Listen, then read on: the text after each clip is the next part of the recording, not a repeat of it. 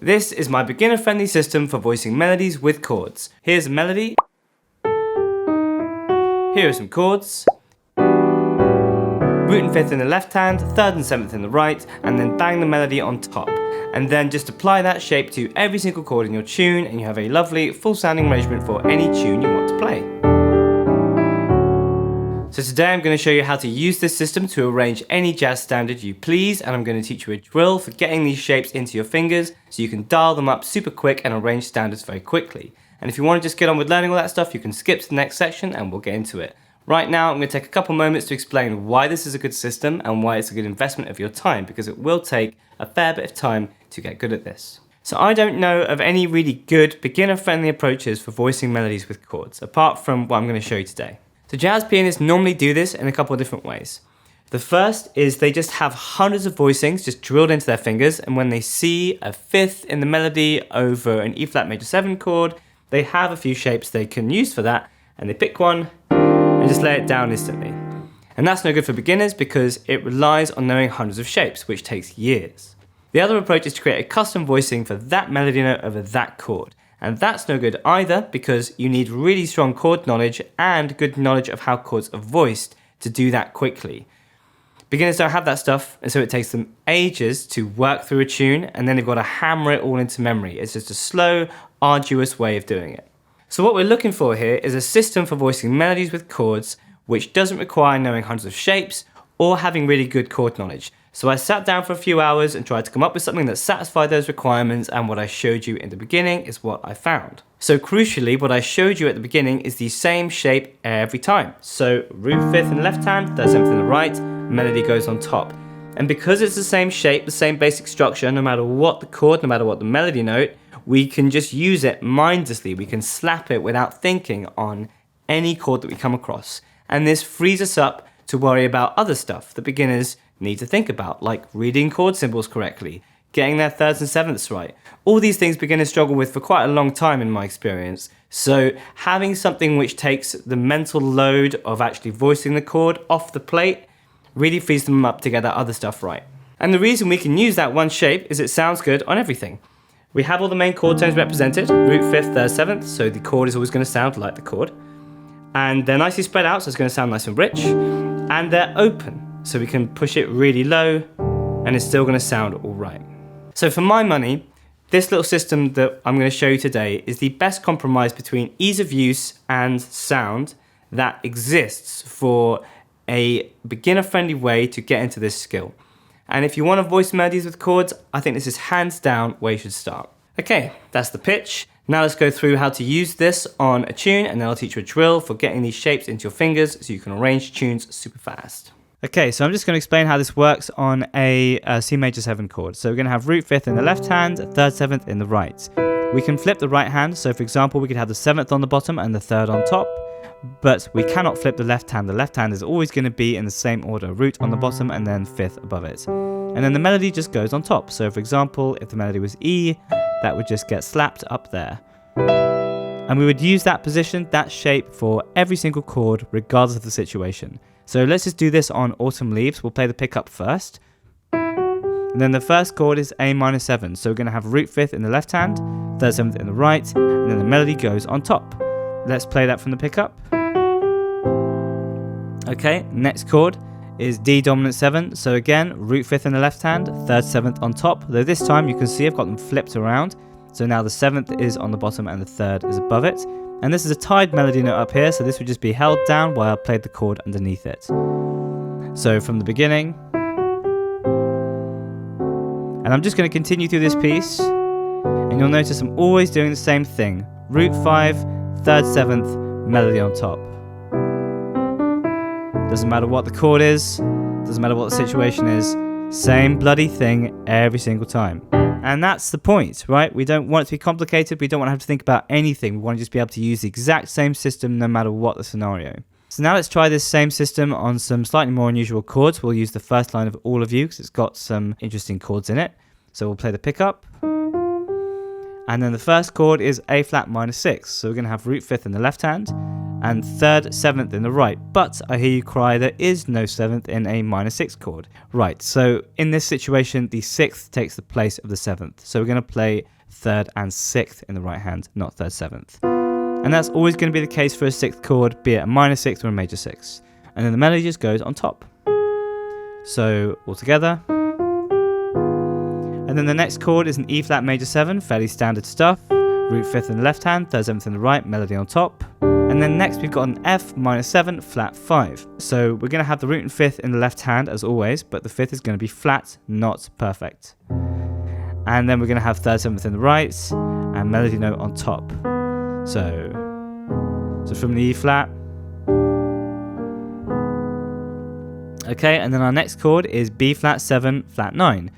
So this is the kind of chord that beginners freak out about a little bit, but that flat 9 is an extension and it's not an essential part of the chord. We can in fact leave it out. So we're just going to do what we always would do on a B flat 7 chord.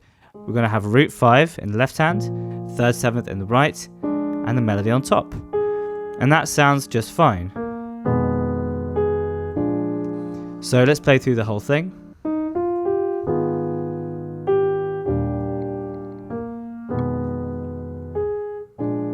And that is it. That is literally all there is to it. So to summarize, root 5th in the left hand, 3rd, 7th in the right, melody note on top. Watch out for sharpened and flattened 5ths, and extensions are optional. You can completely leave it out and it will be absolutely fine. You could take what I've shown you there and use it to start arranging new tunes immediately.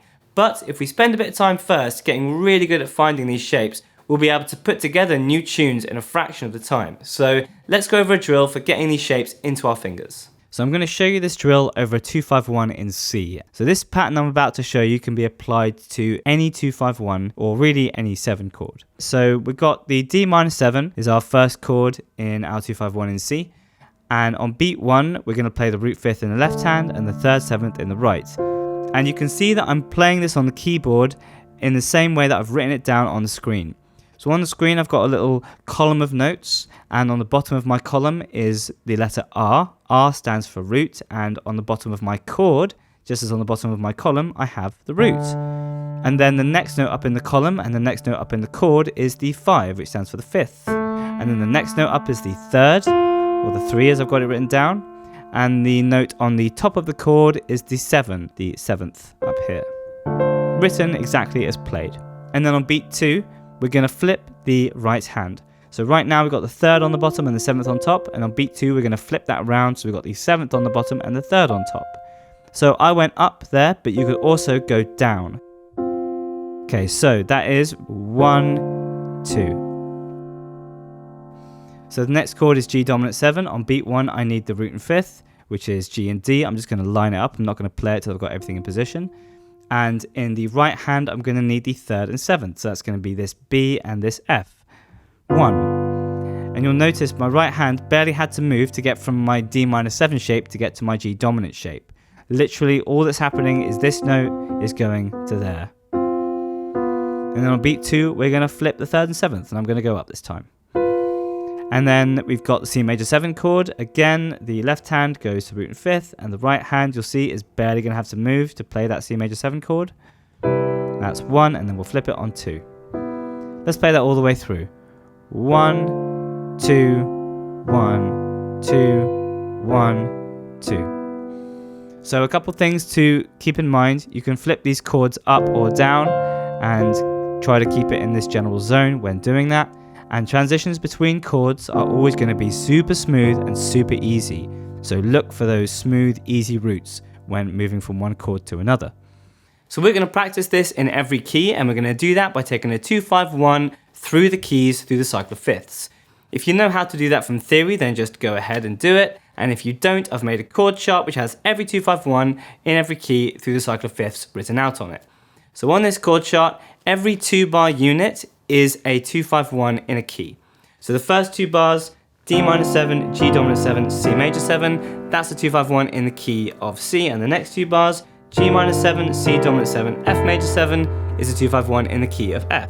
And so it goes round the cycle of fifths through the entire chart. So to get the most out of this exercise, we want to be able to play it all the way through, ideally without mistakes. And if we're a bit more advanced, we should be able to do it all the way through, maybe even in time. That's quite hard and is going to require that we practice pretty well. So I'm going to give you a strategy for practicing this cleanly so you can get it under your fingers in as short a time as possible. So the first time you work your way through this chord chart, you're going to break it into 1 key sections. So that's 2-bar sections. Every 2-bar unit is a key, right? So the first 2 bars would be the key of C. And we're going to do each of our 1 key sections correctly 3 times in a row. So I'm going to track that on these numbers here with my little Rocky the Raccoon Lego figure. Okay, so I just did it right, so Rocky goes to 1. Okay, let's do that again. Okay, great, and we go to 2. And to 3. And I'm not joking with this, right? Like, I normally do it with a ruler and a coin, but I made it bigger for camera. But I always get my students to practice with something to track their little groups of 3 times in a row, because it stops them from being sloppy. And I really recommend that you do this. It's very effective. Okay, so now I've done my first key 3 times correctly in a row. Rocky goes back to 0. I do the next key. So now we're doing G minor 7, C7, F major 7. Okay, that's 1. Ooh, bit sloppy on the end there. That's okay. All right, cool. I'm up to 2. And now let's say, oh, I made a mistake. Right, I played my C chord wrong. So Rocky goes back to 0 because it's 3 times in a row, yeah? And we try that again. Back to 1, so on and so forth. So you're going to go all the way through the chord chart, getting each 2-bar unit to 3. So that's going to be your first pass or your first couple of passes if you want to do it again. And then you're going to do something I call whole thing practice, which obviously needs a better name, but all it consists of is going all the way through the chart and only stopping and repeating a key 3 times if we make a mistake on it. So let's just start at the beginning. D minor 7, G dominant 7, C major 7, and then instead of doing that again 3 times, we're going to go straight into the next bar. So G minor 7, C dominant 7, F major 7, and then again straight into the next bar, so on and so forth until we make a mistake. So let's say on the next bar, I'm on bar 7 now.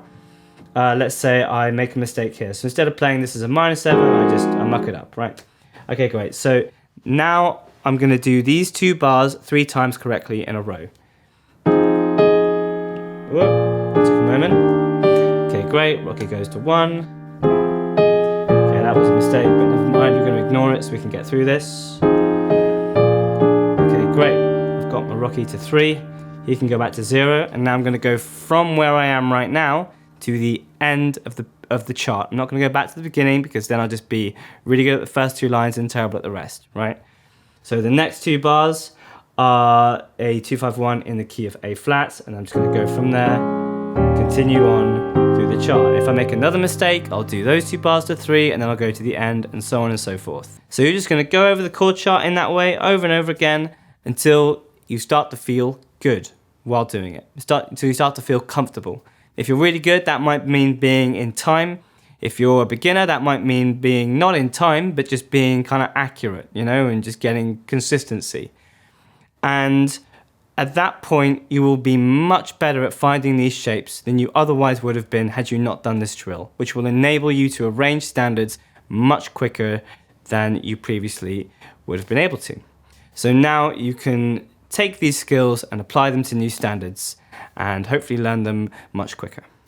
Okay, and we are finally done. I am done chucking information at you. Good luck with this. I hope you found it useful, and I'll see you in the next one.